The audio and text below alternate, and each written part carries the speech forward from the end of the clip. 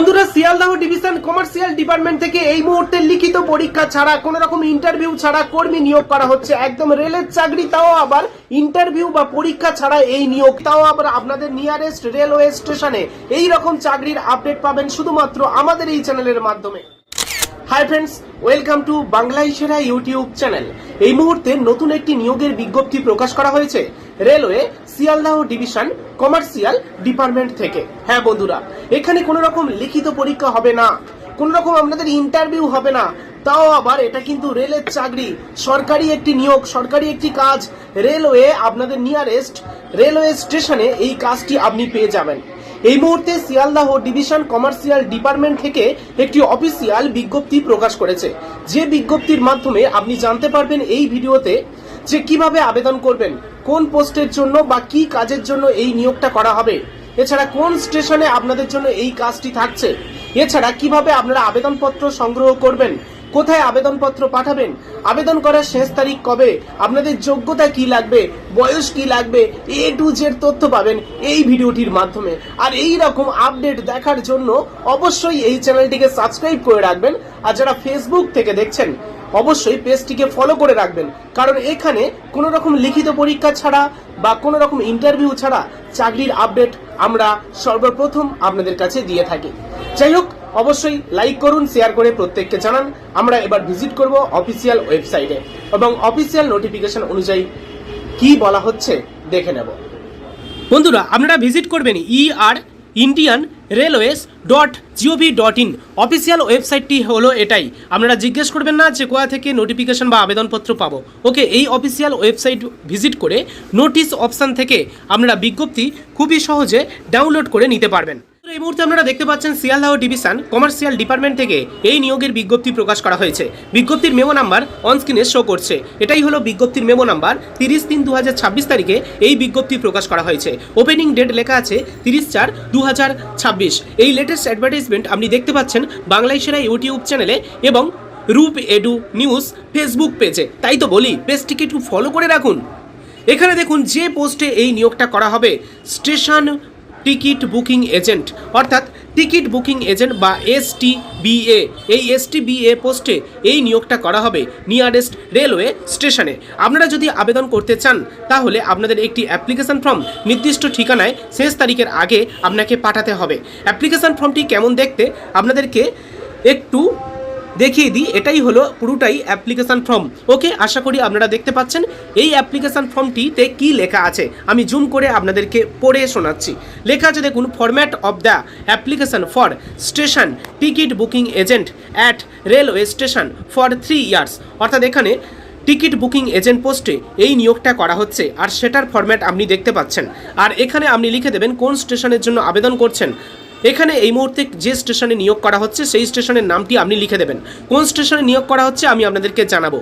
তার আগে দেখুন, এই অ্যাপ্লিকেশন ফর্ম ফিল আপ করার সময় এখানে একটি পাসপোর্ট সাইজের ছবি গ্রাম দিয়ে পেস্ট করবেন এবং তার উপরে সেলফ অ্যাটেস্টেড করতে হবে। লেখা আছে fixed self attested passport size recent photograph, অর্থাৎ রিসেন্ট তোলা একটি ফটোগ্রাফ আপনারা এখানে অ্যাটাচ করবেন। এবারে দেখুন অথরিটি, এখানে আপনাদের NIA ডকুমেন্টস এবং আপনাদের ডিমান্ড ড্রাফটের নাম্বার লিখতে হবে। ওকে, ইস্যুইং বাই সেটাও আপনাদের লিখতে হবে। সেটা আপনারা কোথায় পাবেন, কিভাবে, ভিডিওটি সম্পূর্ণ দেখতে থাকুন। আপনাদেরকে জানাবো কেমন কি ডেট লিখবেন এবং কি নাম্বার লিখবেন। ওকে, সেটা জানাবো। তার আগে দেখুন, এখানে আপনি আপনাদের নাম লিখবেন ব্লক লেটারে, বড় হাতে অক্ষরে আপনার নাম লিখবেন। তারপরে আপনার পিতার নামটি লিখবেন। শুধুমাত্র বিবাহিতা মহিলা হয়ে থাকলে এখানে আপনার স্বামীর নামটি লিখবেন। ওকে, তারপরে ডেট অফ বার্থ আপনি এখানে লিখে দেবেন ডেট, মান্থ, ইয়ার এবং আপনার মাধ্যমিকে অ্যাডমিট কার্ডে যেমন ডেট অফ বার্থ লেখা আছে তেমন ডেট অফ বার্থটা দেখে দেখে নির্ভুলভাবে লিখবেন এবং সাথে ডেট অফ বার্থের প্রমাণপত্র হিসাবে মাধ্যমিকের অ্যাডমিট কার্ডটা আপনারা অ্যাটাচ করে দেবেন। নেক্সট এখানে কি বলা হয়েছে, আপনি মেল না ফিমেল সেটা এখানে লিখে দেবেন। এডুকেশনাল কোয়ালিফিকেশান, আপনি যদি মাধ্যমিক পাস করে থাকেন সেটা আপনি লিখে দেবেন মাধ্যমিক পাস কি এইচএস পাস কি গ্র্যাজুয়েশন পাস, এবং সাথে সেই এডুকেশনের কোয়ালিফিকেশনের প্রমাণপত্র হিসাবে সেই মাধ্যমিক বা উচ্চ মাধ্যমিক বা গ্র্যাজুয়েশন পাসের সার্টিফিকেটটা অ্যাটাচ করতে ভুলবেন না এই আবেদনপত্রের সাথে। নেক্সট লেখা আছে রেসিডেন্সিয়াল অ্যাড্রেস। রেসিডেন্সিয়াল অ্যাড্রেস হিসাবে আপনারা আপনাদের ভোটার কার্ড বা আধার কার্ড যেখানে আপনাদের অ্যাড্রেস লেখা থাকে সেই ডকুমেন্টসটা অ্যাটাচ করবেন এই আবেদনপত্রের সাথে, এবং রেসিডেন্সিয়াল অ্যাড্রেসটা এই কলমে আপনারা লিখে দেবেন নির্ভুলভাবে। পরবর্তী 7 নম্বর কলমে দেখুন লেখা আছে experience in similar type of business in any. তো এখানে যদি আপনাদের এই কাজ করা অর্থাৎ এই টিকিট বুকিং এজেন্ট পোস্টে কাজ করার কোনো রকম এক্সপিরিয়েন্স থাকে বা এরকম সমতুল্য বা এরকম কাজ করার যদি এক্সপিরিয়েন্স থাকে তাহলে আপনারা লিখবেন ইয়েস, আর যদি না থাকে তাহলে এখানে কিন্তু নো লিখে দেবেন। ওকে, তো ইফ এনি এক্সপিরিয়েন্স থাকতে হবে এমন কোনো বাধ্যবাধকতা নেই, এক্সপিরিয়েন্স না থাকলে নো লিখে দেবেন। ওকে, এবারে দেখুন এখানে আপনাদেরকে বলা হয়েছে অন্য কোনো স্টেশনে আপনি পূর্বে কি এসটিবিএ অর্থাৎ স্টেশন টিকিট বুকিং হিসাবে কাজ করেছেন। যদি না করে থাকেন তাহলে এখানে কিন্তু নো লিখে দেবেন। ওকে, লেখা আছে যদি আপনি অন্য কোনো স্টেশনে পূর্বে কাজ করে থাকেন সেটা আপনাদের লিখতে বলছে। যদি কোনো স্টেশনে কাজ করার অভিজ্ঞতা থাকে তাহলে লিখবেন, নাহলে লেখার দরকার নেই। নেক্সট 9 নম্বর কলমে লেখা আছে পুলিশ কেস, যদি আপনাদের ক্রিমিনাল যদি কোনো কেস থাকে তাহলে আপনারা ইয়েস লিখবেন। তো ইয়েস লিখলে আপনারা চাকরি পাবেন না, এখানে অবশ্যই নো, এখানে নো লিখতে হবে। ঠিক আছে, ক্রিমিনাল কোনো কেস থাকলে আপনাদের হবে না। এবং এখানে যে কটি ডকুমেন্টসের কথা বলেছে অর্থাৎ Aadhaar card, voter card, PAN card, ration card, এইগুলোর মধ্যে যে কোনো একটি ডকুমেন্টস আপনাদের থাকলে সেটা আপনারা লিখে দেবেন। ওকে, এবার এই ডকুমেন্টসগুলো কিন্তু আপনাদের থাকতে হবে। যদি আধার কার্ড থাকে সেটাও লিখবেন, voter card, PAN card, ration card এগুলো প্রত্যেকের আছে, তো এগুলো আপনারা লিখে দেবেন এবং সাথে এই সব ডকুমেন্টসের জেরক্স কপি আপনারা সেলফ অ্যাটেস্টেড করে আবেদনপত্রের সাথে অ্যাটাচ করবেন। 11 নম্বর কলমে আপনাদের কন্ট্যাক্টের মোবাইল নাম্বার লিখে দেবেন। ওকে, এবং নমিনিস এবং 2 নম্বর এইখানে দুটো নমিনির নাম আপনাদের লিখতে হবে।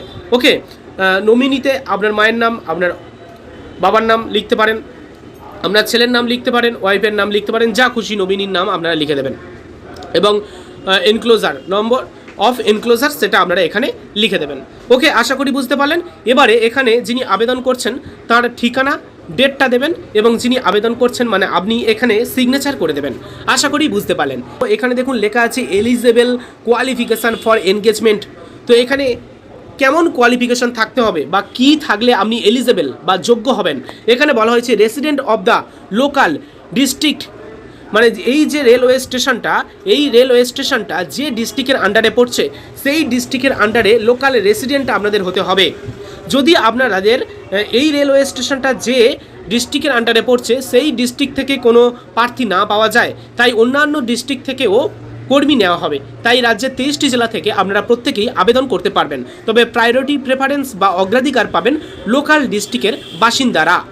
ওকে, এবার কোন স্টেশনে এই নিয়োগটা করা হচ্ছে, সেই স্টেশনটা কোন ডিস্ট্রিক্টের মধ্যে পড়ছে আপনি জানতে পারবেন এই ভিডিওটির মাধ্যমে, একটু ওয়েট করুন। 18 বছর বয়স ন্যূনতম হলে আপনারা আবেদন করতে পারবেন। ওকে, এবারে দেখুন এখানে মাধ্যমিক পাস আপনাদের যোগ্যতা লাগবে। তাহলে যোগ্যতার মধ্যে কি বুঝলেন? রেলওয়ে স্টেশনটা যে ডিস্ট্রিক্টে পড়ছে সেই ডিস্ট্রিক্টের বাসিন্দা হলে আপনি অগ্রাধিকার পাবেন। 18 বছর বয়স থেকে আবেদন করতে পারবেন, পুরুষ মহিলা উভয় ক্যান্ডিডেট। মাধ্যমিক পাস যোগ্যতা থাকতে হবে, আর কোনো পুলিশ কেস থাকলে আপনাদের হবে না। ওকে, আশা করি বুঝতে পারলেন। পরবর্তী দেখুন এখানে সাবজেক্টে লেখা আছে application for engagement of station ticket booking agent at Sargachhi railway স্টেশনে এই নিয়োগটা করা হবে। আর এই সরগাছি রেলওয়ে স্টেশনটা মুর্শিদাবাদ জেলার মধ্যে পড়ছে, তাই মুর্শিদাবাদ জেলার প্রার্থীরা আবেদন করলে অগ্রাধিকার পেয়ে যাবেন। ওকে, মুর্শিদাবাদ জেলার প্রার্থীরা, তাছাড়াও অন্যান্য জেলার প্রার্থীরাও এখানে আবেদন করতে পারবেন। মুর্শিদাবাদ জেলা থেকে যদি কর্মী না পাওয়া যায় তাহলে অন্য জেলা থেকেও নিয়োগ করা হবে। ওকে, এবারে আপনাদেরকে বলে রাখি, আপনারা যে জেলা থেকে এই ভিডিওটি দেখছেন আপনাদের জেলার নাম এবং নিয়ারেস্ট রেলওয়ে স্টেশনের নাম আপনারা অবশ্যই কমেন্ট বক্সে লিখে জানাবেন। তাহলে পরবর্তীকালে আপনাদের নিয়ারেস্ট রেলওয়ে স্টেশনে নিয়োগের বিজ্ঞপ্তি প্রকাশ হলে আপনি জানতে পারবেন এই চ্যানেলের মাধ্যমে, তাই চ্যানেলটিকেও সাবস্ক্রাইব করে রাখবেন। এবারে চলুন সরগাছি রেলওয়ে স্টেশনের জন্য যারা আবেদন করতে চান তারা কিভাবে আবেদন করবেন, এখানে কিছু গুরুত্বপূর্ণ বিষয় উল্লেখ করা হয়েছে।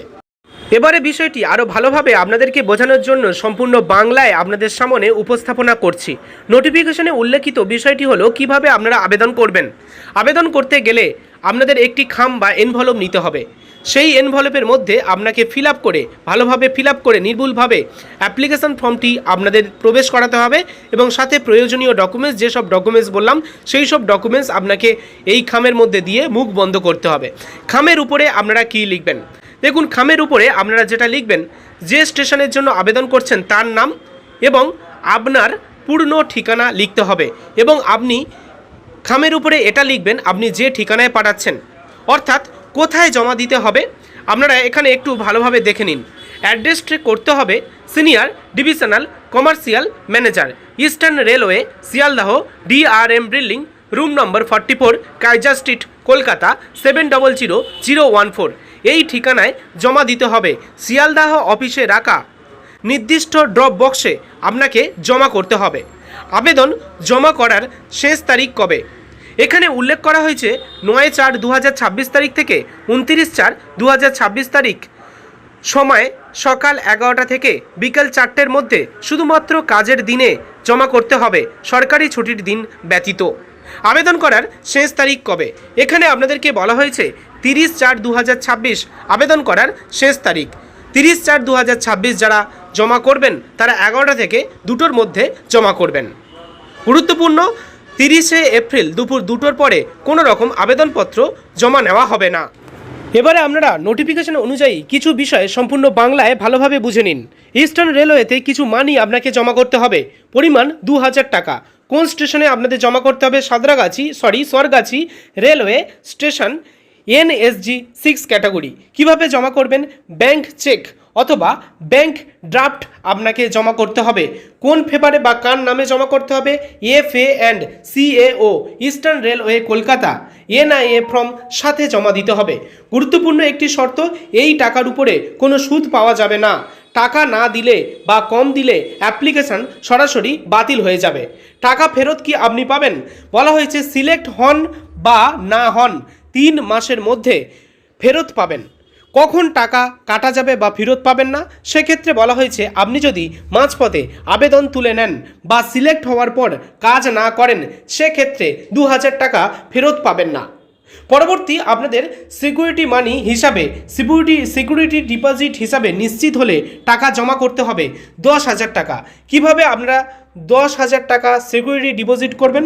বলা হয়েছে মানি রিসিপ্ট বা ফিক্সড ডিপোজিট আকারে আপনাদের FA&CAO, ইস্টার্ন রেলওয়ে কলকাতায় জমা করতে হবে। এই টাকা আর কাজ কি, মানে এই টাকা জমা নেওয়ার অ্যাকচুয়ালি সিকিউরিটি হিসাবে রাখা হবে। এই টাকাটা কেন নেওয়া হচ্ছে? সিকিউরিটি ডিপোজিট হিসাবে। কাজ শেষ হলে বা আপনাদের 3 বছরের কন্ট্রাক্ট শেষ হলে আপনি এই টাকা ফেরত পেয়ে যাবেন। তবে যদি কোনো বকেয়া থাকে সেই টাকা থেকে, অর্থাৎ এই সিকিউরিটি ডিপোজিট থেকে কেটে নেওয়া হবে যদি আপনাদের কোনো বকেয়া থাকে। গুরুত্বপূর্ণ বিষয়, এই টাকার উপরে কোনো সুদ নেই। রেলওয়ে চাইলে এই অ্যামাউন্ট বাড়াতে বা কমাতে পারে। কখন সিকিউরিটি ডিপোজিট কাটা যাবে?